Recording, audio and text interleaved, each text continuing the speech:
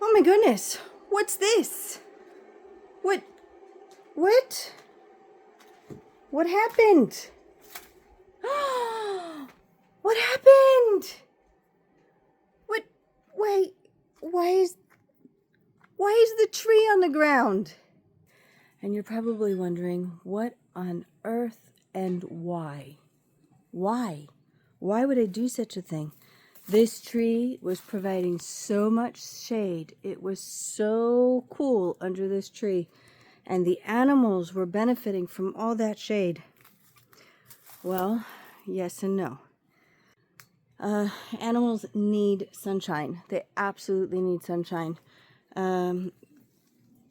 So I had to find a solution to that. Also, I have other trees that are suffering because they didn't have enough sunlight, because these trees were shading them out. I have plants over here that were suffering. They're not growing like they should be, and they just need sunlight. I have a tree over here that you would just never know that it's alive and that it's summertime, because why? It wasn't getting enough sun. All these branches were underneath the branches of this elderberry tree. The only branches that have any leaves on them are the branches that were not under the elderberry tree. Now let's get to the tree itself. The tree itself will do just fine with heavy pruning. That's an advantage of elderberries. You can prune them down all the way down to the stump, and they will come right back. As long as you give their roots water, they will come back. And as you can see, these are getting, new little shoots on them. And then, of course, I can take this branch off if I wanted, but I'm leaving it because it still has, some nice healthy leaves to it. And then, just to make sure that,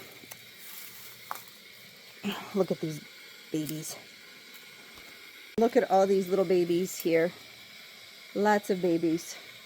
It is actually healthy for the elderberry tree to cut it back every few years. The last time I cut this back was 3 years ago, maybe 4.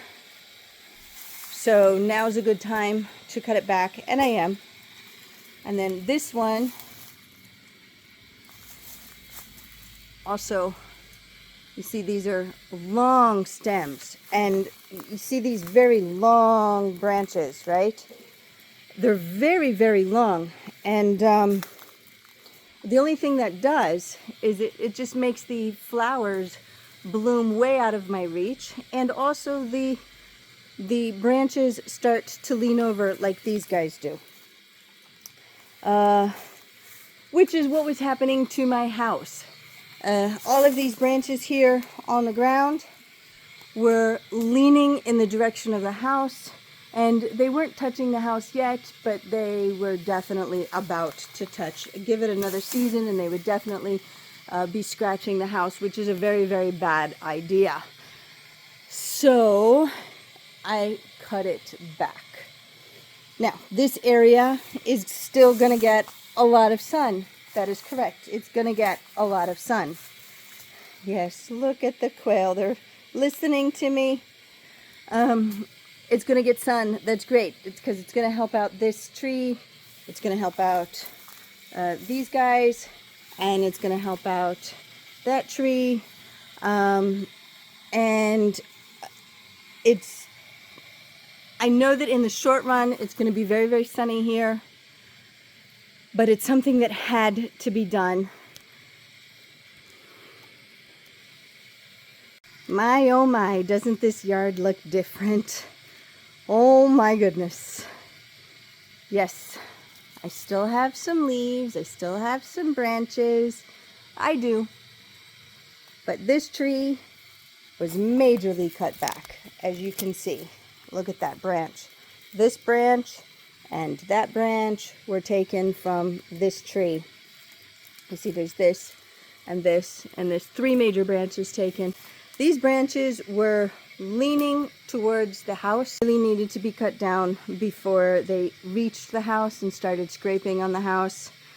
Another thing is, did you notice these long branches, right? There are no leaves on these long branches. All the leaves are on the top. That makes it very top heavy. And they lean, just like these branches as they get larger are going to lean on that wall. Not a good idea. Elderberry actually likes to be pruned. They really do like to be pruned. You see, since I chopped these branches off, since I chopped them off, guess what happened down here? New branches are starting. And that's really, really good. As long as you water the elderberry tree, you need to, you need not worry. As long as it's getting watered, as long as the roots don't die, you will have good, healthy elderberry tree. So what am I going to do with all this? What am I going to do with all these branches? Oh my goodness, that's a lot of branches. We have large branches, small branches. We've got all these leaves. Well, I have a very, very good use for them. There we go. Wow. All those branches, at least half of them, have been chopped up. Look, so we have in here a mixture of leaves, wood chips of different sizes, little small branches, twigs, etc. And how do you like this nest I found? That was a nice nest. Nope, there were no birdies in it. I waited for them to go. And then we have here small, small little branches that will be good for barbecues or, you know, camping fires, etc. That's it. That's half of it. I still have half to go. So what did I do with all of those leaves and branches that I cut from the elderberry tree? I mulched.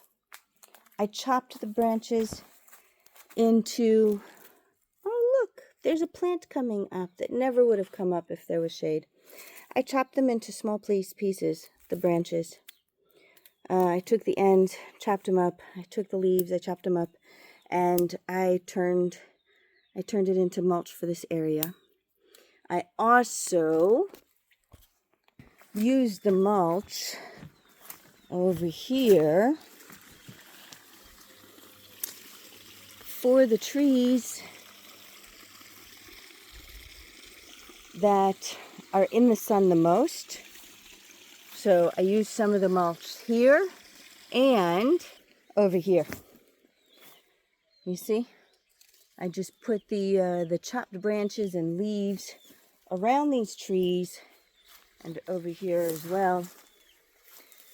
It provides a good mulch for the trees, for the young trees that are always in the sun, and helps to hold in the water, and also provides food and nutrition.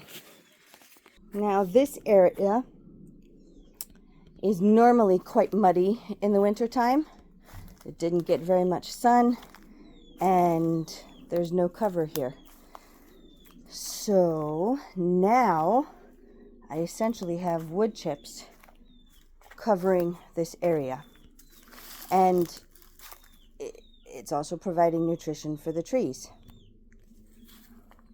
When my chickens wander around this area, they do scratching, etc.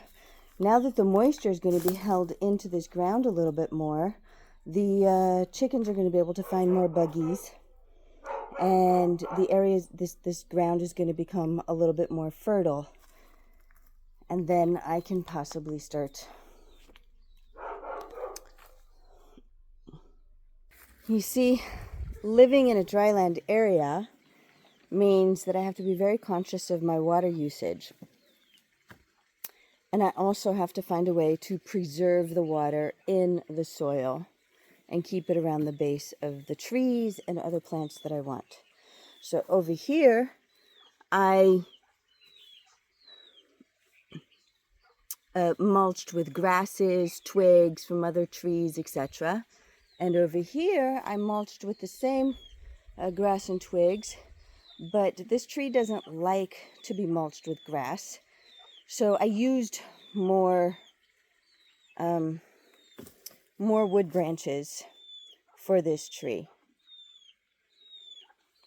And this will help hold in the water. It'll help create the little buggies, the worms, the little microsystem in there to help keep this tree healthier with less water usage.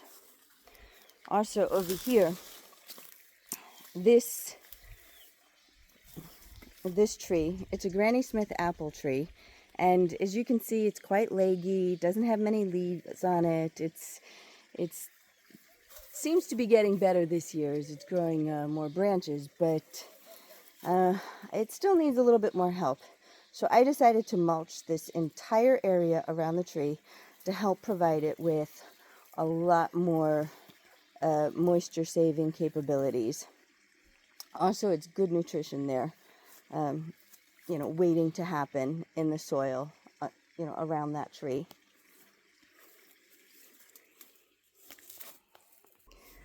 So as you can see, this was a necessary job for me to do. It was also useful. In addition, I have the larger branches over here,